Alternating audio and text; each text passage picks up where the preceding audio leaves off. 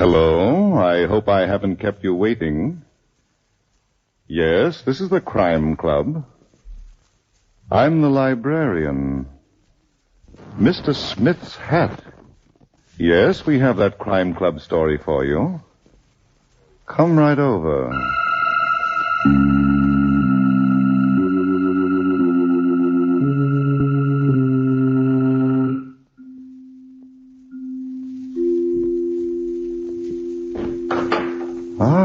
You're here.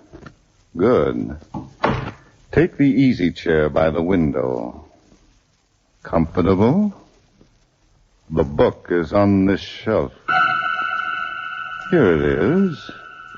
Mr. Smith's Hat by Helen Riley. A very intriguing story of a finger that puts its print on death. Let's look at it under the reading lamp.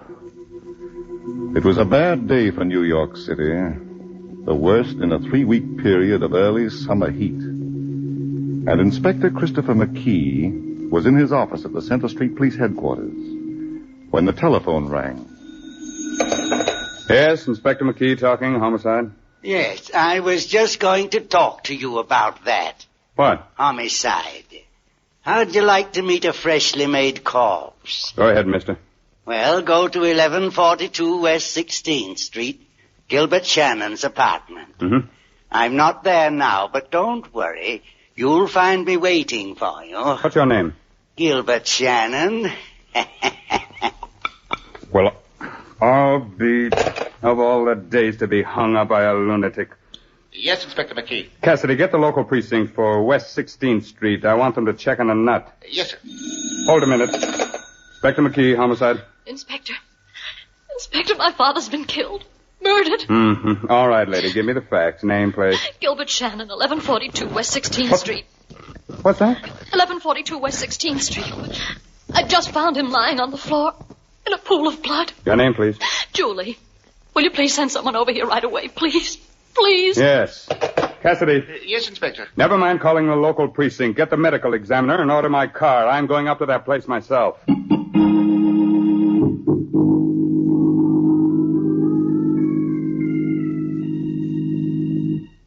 I walked in, Inspector.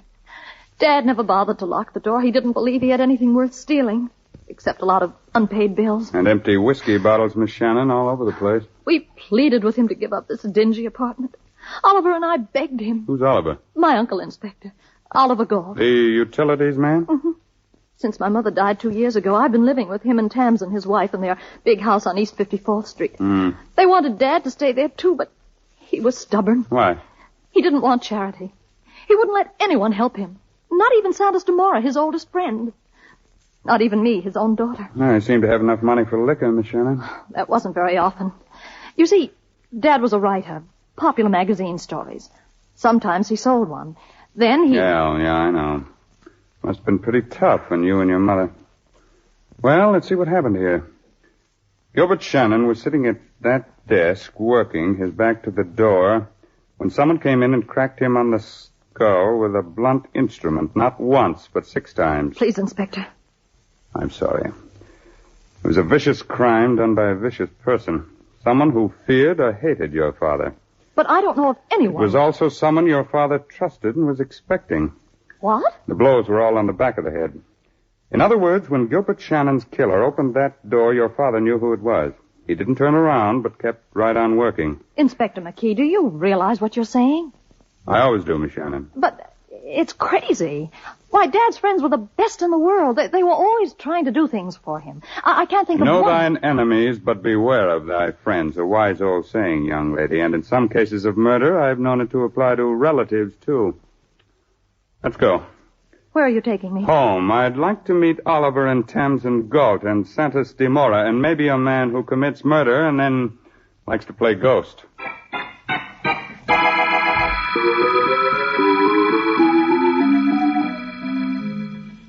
Julie, I think you ought to go upstairs and lie down. I don't feel like it, Tamsin. But she is so right, Julie, my dear. It is no good for you to hear all this talk about murder. Please, Santos. Like Gilbert, she is so obstinate. Inspector McKee, you haven't answered my question. Your question, Mr. Galt? About the newspapers. I'm sorry, I wasn't listening. What do you want me to do? Keep this matter private. Why? My position, of course. I'm vice president of Eastern Utilities. I don't want a scandal. Oh, what are you afraid of? Gilbert Shannon was my brother-in-law. He was married to my sister. You haven't answered my question, Mr. Gold. I don't want his private life made public. It wasn't clean. Oliver. Well, Julie, let's face it. We've been ashamed of him for a long time, long before your mother died. Now, why should I be punished for his mistakes? He never did anything to hurt you. He wouldn't even take your pity. Now, there, Julie. Oliver didn't mean what he said. Well, Inspector? I make no promises. As an old-time citizen, I think it's bad business to interfere with the press. But my reputation... We'll worry about that later. Where were you this afternoon? At my office. Every minute? Until 12:15. Then I had lunch, and after that... Now, look here, Inspector... After lunch, Mr. Galt? I went for a walk. A long walk? I was back at my office at 2:15. Mm-hmm. Shannon was killed between 12:30 and 2. Inspector McKee, if you're intimating that How about you, Mrs. Galt? Where were you? On Fifth Avenue, shopping. Buy anything? No. Meet anyone? No. Inspector, I thought you said the murderer was a man. Oh, did I? Never take a policeman literally, Miss Shannon, until he waves a pair of handcuffs. Now, Mr. DeMora. I was in Central Park all afternoon. For work, it was too hot. The weather. You meet anyone? Only the pigeons and the squirrels, Inspector. Yes, and they can't talk. Senor, it is quite useless to make up a case about us. Not one person in this room had a reason or a wish to dispose of Gilbert. You will prove nothing to the contrary. Nice going. Certainly stick together. I hope you don't have to hang together. Hello. One moment, please. For you, Inspector. Oh, thank you. Yes? Yes, Cassidy. Where? Okay, put it through the lab. Oh? Good work. Have a check for type. Yes, I'll tell them. But, well, everything comes to him who waits. What is it, Inspector? A few things to worry about, Mrs. Galt. The murder weapon has been found. Would one of you like to guess? I'm sick of this, Inspector. You have no right to make us all feel like... All right. It was a hammer. The postman took it out of a mailbox on Lower Fifth Avenue. What? Tamsin? Don't look at me. I didn't go below 50th Street. But it is quite ridiculous. If one desired to conceal or dispose of a weapon... Haste makes many mistakes. Now, Miss Shannon. Are you going to wave the handcuffs, Inspector? When you entered your father's apartment, did you go out again before I arrived? No. Well, somebody did. There was a fresh smear of lipstick on the inside doorknob. Should make a wonderful fingerprint. Huh? No comments? All right. Miss Shannon, the district attorney has released your father's body for burial. You can make the arrangements. Thank you. It's so awfully kind of you. I'll be in touch with all of you. And don't try to leave town unless you're so hot you'd like to spend some time in the cooler.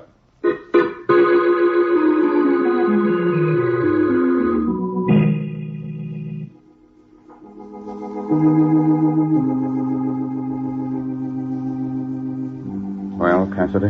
The funeral services should be starting any minute, sir. Are they all here? They are, Inspector, they are. In that first pew, Mr. Santos DeMora with Mr. Oliver Galt sitting next to him. Then it's Mrs. Galt and Julie Shannon. Notice anything? It's heathen they are, Inspector McKee. The way they're rushing that poor fellow's body off the face of the earth. Yes, I thought of that. And him not dead more than a few hours. It ain't decent. That's what comes of having daylight saving time. If the time was normal now... Who's that fellow sitting over there in the last pew with his hat on? Who, sir? Him. Oh, another heathen. To be wearing a hat in the Lord's house. A hat that's so loud, it's loud enough for the racetrack and shabby enough for a funeral of its own. I told him to take it off. Wait a minute. He seems to be sobbing. Why, so he does. And all the time I've been taking him from an old, no-good vagrant. Inspector, do you think he might be... Right. Getting out. He's coming this way. And sure I'll be the devil's own witness. He ain't sobbing. He's laughing. And in a church. And at a funeral, too. Now, see here, you get him, Cassidy. What's the idea? Damon and Pythias, the spider on the fly. Who is less noble than man? You tell me. Nothing and no one. In the beginning there were serpents and vermin, and today they walk like men. Excuse me, I have an appointment with a nightmare. Oh, it's crazy with the hate the poor fellow is. You should have let him go, Inspector. He might be dangerous. Get after him, Cassidy. Oh, sure. Keep a tail on him. I want to know who he is and where he lives. But we could have asked him, sir, when he was sick. That's not all I want to know, Your Honor. Now get going and report to me at my office. I'll be there all evening.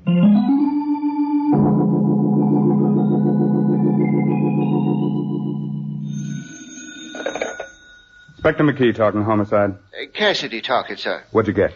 Well, sir, I tailed that fellow to a broken-down tenement house on 10th Avenue. He's got a room on the 3rd floor. Good. What about his name? Believe it or not, Inspector, it's John Smith. It's happened before. What else, Cassidy? Well, sir, Smith stayed indoors for about an hour and a half, and when he emerged, it was only to lock himself up in a phone booth in the corner drugstore. Did you find out whom he called? I couldn't, sir, but I know he made 2 calls, Inspector. Yes? It was on the second one that I was able to catch a few words. What were they, Cassidy? Well, sir, there must have been an argument, because all of a sudden Smith's voice went up, and he said, "You be there in half an hour and don't keep me waiting." And that's all. Is it? Did Mr. Smith go to sleep in that booth? Oh, no, sir. He came out and walked straight uptown to Central Park. And that, Inspector, is where it happened. What? What happened? Well, sir, he was walking along a path near the 59th Street Lake with me about 50 feet behind him. Yes. Something was wrong with the park lights, because a whole row of them was out. And then... No, go on, Cassidy. Well, sir, it was pretty dark, but I could see that hat. It shone like a beacon light on a dark and empty ocean. Never mind the poetry. Give me the facts to the point. Yes, sir. Well, just before he turned off the path onto another one, he took off his hat. Yes. Inspector McKee, I've been a member of the force for 32 years. I can retire and take my pension and live the good life of a peaceful man, but I haven't done it.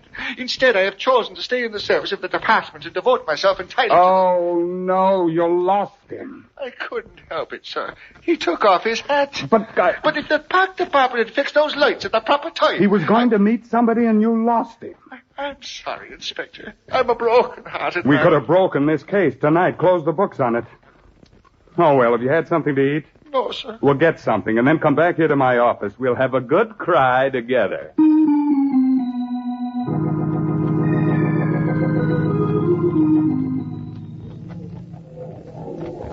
Hello, Thompson. Oh, Santos, what are you doing here? I came in for a lonely drink. I saw you sitting at this table. I am delighted. Oliver took Julie and me home after the funeral, and then he went out to keep an appointment. Julie went to bed. I am glad they deserted you, Thompson, darling. It gives me an opportunity. Santos, please. But I am only holding your hand. Is it forbidden? Yes. We never know who might be looking. Well, let them look. Do I care? Well, I do. Thompson. Stop making a fool of yourself and leave me alone. It has not always been like this. It is now. I'm not ready to lose, Oliver. Lose? You do not lose something you do not want. That's how I feel about you, Santos. I do not like to hear such talk. Yesterday it was different. You could not stand to live with Oliver. I've changed my mind. And if you were a good sport... No, I am not a good sport when there is no good reason. Why didn't you tell me that you haven't got a penny to your name? Is it important? Well, shouldn't it be? Would you have me divorce Oliver for a marriage without money? At your age? I see. You would rather be with a man you do not love. He isn't impossible, Santos. A fish. With gold fins. When did you find this out about me? Last night at dinner. Oliver mentioned that your business was on the rocks and that you were going into bankruptcy. And immediately love flew out the window. I like my daily bread. And butter. You cannot do this to me when I have lost everything. It's unbearable. Oh, stop it, Casanova. Don't you know when you're licked? Julie. Why, Santos, I'm surprised at you. The lady wants to be with her husband, and you keep... What are you doing in this place, Julie? I thought you were home in bed. Did my father know about you, too? Gilbert?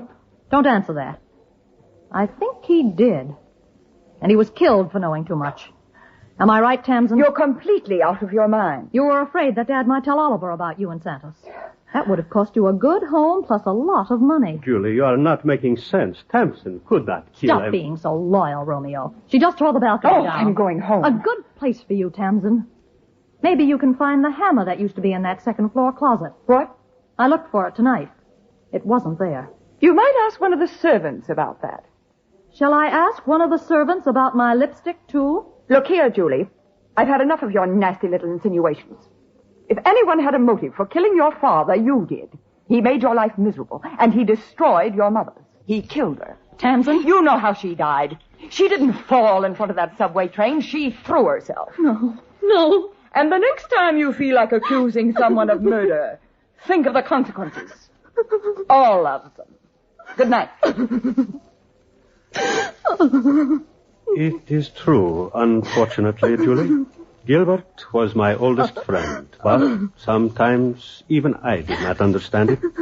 Come, I will take you home to Oliver's house.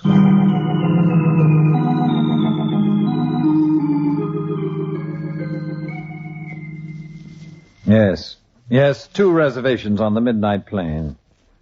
Splendid. Mrs. Galton, I'll pick them up at 11:45. Thank you. Really? Tamsin, I didn't hear you come in. Where are we going on such short notice? Mexico. Why? The newspapers have got hold of Gilbert's case. By tomorrow morning, all the filth in that man's life will become public gossip, and I don't want to face it. Of course. But why must we go tonight? Because I decided. Now let's pack. We've very little time. I can't go, Oliver. What? Now look here, Now, Tamsin. please listen to me. I can't leave Julie. She needs me. Oh, she'll get along. You don't know how she carried on tonight after you went out. It wouldn't be fair to desert her at a time like this. But I... Oh, well, all right. I'll phone the airport for another reservation. No, Oliver. Julie needs time to organize herself. She's had a terrible shock. Why don't you go alone? And we'll join you in a few days. Well... You won't have to face the publicity, and I'll have a chance to help Julie. Yes, very well. I can wait for you at the Continental Hotel in Mexico City, and from there we can go on to... That's a good idea, Tamsin. Will you phone the airport and cancel your reservation while I go upstairs and pack? Of course, darling.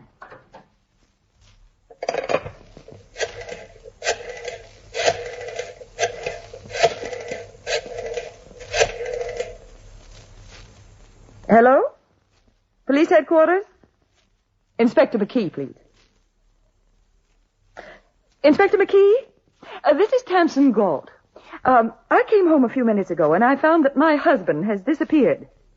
Yes. 2 of his suitcases are gone. Well, I phoned the airport and I was told that he'd made a reservation on the midnight plane for him and me. Well, I don't know why he included me, but... No, I didn't cancel it. I didn't want Oliver to become suspicious. Yes. You're quite welcome. Goodbye. Tamsin, you just made a serious blunder. Oliver. You should have called the airport first. Now Inspector McKee will know that you were lying. Oliver, put down that candlestick. It was all worked out in your precious little mind, wasn't it? Julie needed care, loving care. I didn't mean it, Oliver. I'll call the inspector. I'll tell him... It's too late, Tamsin. Would you like to know how much I really loved you? Oliver, please give me a chance. As much as I hate you now. You won't kill me. Somebody's listening on this phone now. Oliver, no. Yes, Tamsin. No. Yeah.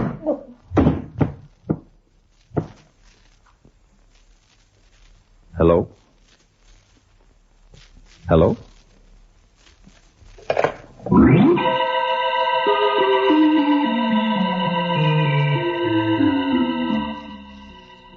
I'm tired, Cassidy. It's been a long day. Sure, but wouldn't you be feeling good enough now to eat that sandwich I bought you for your good appetite? Oliver Galt, big utilities man, making a getaway. Every day a new surprise. Won't he be getting one when he finds the airport's loaded down with cops? Yes? Mm-hmm. You don't say. Are you sure? You gotta be sure. Okay. What's the trouble, sir, if you don't mind me asking? Those fingerprints we found on the doorknob of Shannon's apartment, Cassidy. They ain't good. They belong to a John Revillo. I don't recall no such name, sir. The San Diego confidence man arrested 21 years ago, broke jail 6 months later, was never found. Well, that sort of changes the picture, don't it? Revillo. Could that be a Spanish name? I don't know. On the other hand, it's possible that a fellow who calls himself John Smith and laughs at the church funeral might... Yeah, anything's possible now. Inspector McKee, homicide. Cassidy, Trace. Yes, sir. What's the joke, mister? We meet again, Inspector, and again it's bad news. Tell me about it. You know who this is? A ghost of Gilbert Shannon. A toast to the wise. Death begets death. And when it's murder, there can be no end except in death. What's that? It's happened again. But now it's a beautiful lady. Young, charming. Who was it? Tamsin Galt. What? A horror of horrors to be snuffed out in the prime of life. Now listen, you, if this is a gag, I want to... Goodbye, Inspector. I assume your next stop will be the Galt Mansion on East 54th Street, which is now a tomb. Cassidy. Cassidy. I was on my way, Inspector. That car was made from a booth near the guard house. And Never mind that. Pick up Smith and hold him here until I get back, if I ever do.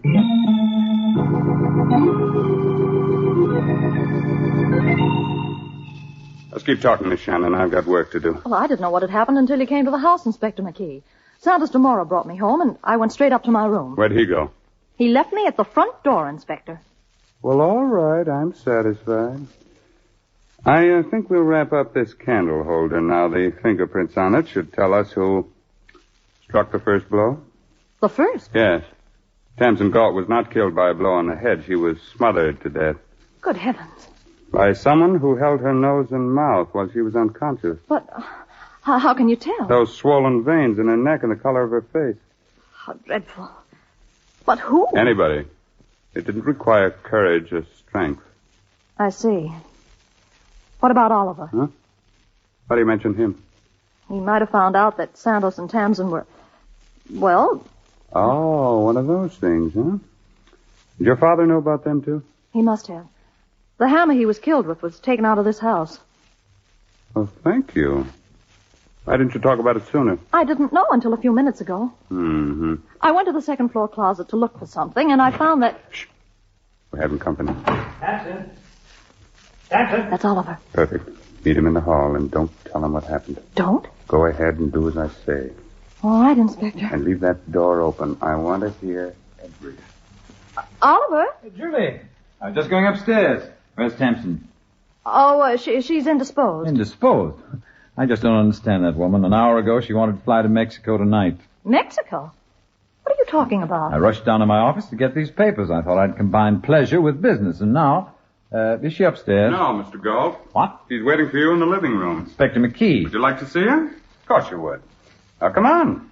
After you've had a good look, we'll take a trip downtown to police headquarters, and you too, Miss Shannon. If you like. I like. And while we're driving, we'll pick up Mr. Demora and give him a lift, too. Santos? But why? Your alibi, Miss Shannon. And to you, Mr. Galt, a mathematical problem. The outside angle of a triangle.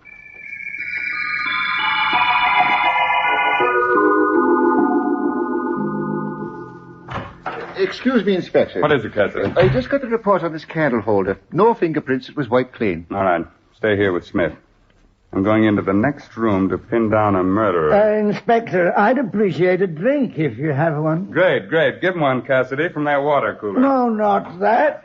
I need something. Well, Inspector McKee, are you ready for us? For one of you, Miss Shannon, an escaped convict by the name of John Ravillo. What's the matter? You struck dumb? What about it, Mr. Demora? Would you like to enlighten me? I have never heard of the gentleman. How about you, Mr. Galt? I don't know him. I don't recall ever having met him. Well, then, suppose I give you people an assist. Here's an ink pad. We'll take some fingerprints. Who'll be the first volunteer? You, Mr. Galt? Well? All right. I'm John Ravillo. Oliver. But I didn't commit murder. You yourself told me that Tamsin was smothered. But you made it possible by cracking her skull. I had no choice. We quarreled. She flew into a temper and picked up a knife. You can do better than that. But first, what about Gilbert Shannon? I thought he was blackmailing me. He was the only one who knew my real identity. I went to his apartment this afternoon for a showdown. Mm-hmm. I couldn't tell you that because Gilbert was already dead when I found him. I was afraid. My criminal record, you know. I know. But I also know that Shannon was not blackmailing you. What? Just a minute. Smith, come in here. When the law beckons. And put your hat on. Spoken like an old friend. That's the man. I paid him the money. Paid? You paid me? It's all right, Smith. You can relax. But I told you, Inspector, I was the bait the spider used to lure the fly. And when I saw them today in church, sitting side by side like Damon and Pythias, Inspector McKee. Huh? What is it, Mr. DeMora? Could I have a glass of water, please? Sure. But first, give me what you have in your hand. You have no right to... We'll talk about that some other time. Pills, huh? Poison. Sit down, Mr. DeMora. It's your turn to talk now about a double murder, and no double talk, if you know what I mean.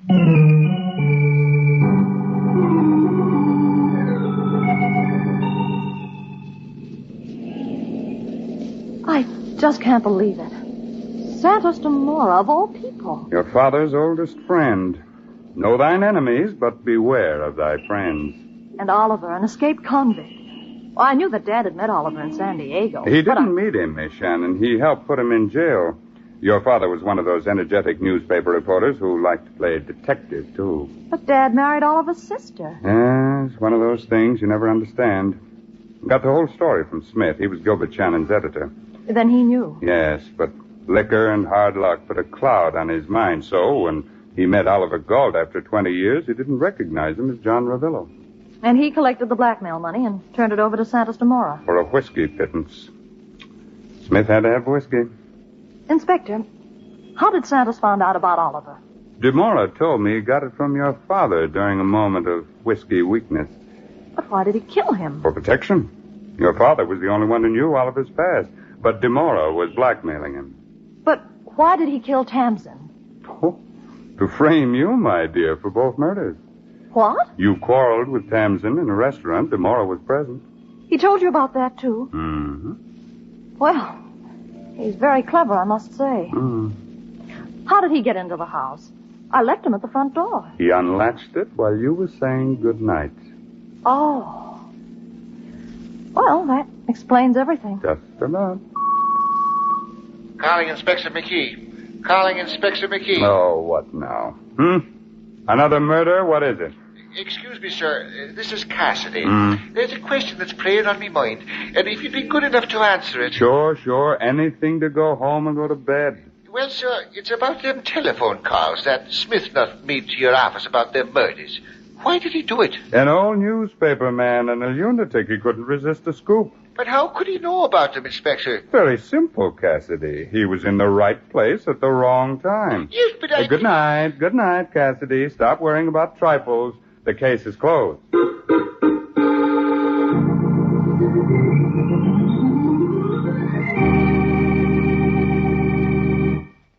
And so closes tonight's Crime Club book, Mr. Smith's Hat, based on a story by Helen Riley.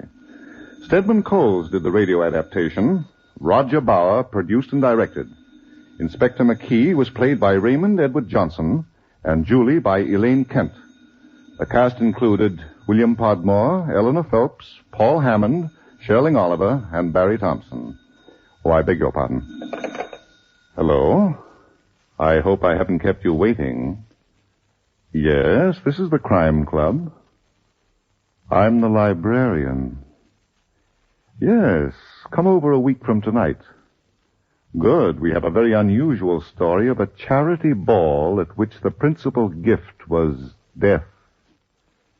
It's called Murder Goes Astray by M.V. Heberden. In the meantime, there is a new Crime Club book available this week and every week at bookstores everywhere. Yes, it's available now. Fine. And we look for you next week. And by the way, the next time you sit down to enjoy a good show, think of the 1.5 million men who are trying to win the peace throughout the world. And yes, think of the 199,000 who helped win the war and are still in the hospitals. They like a good show, too. So keep them going with good USO entertainment.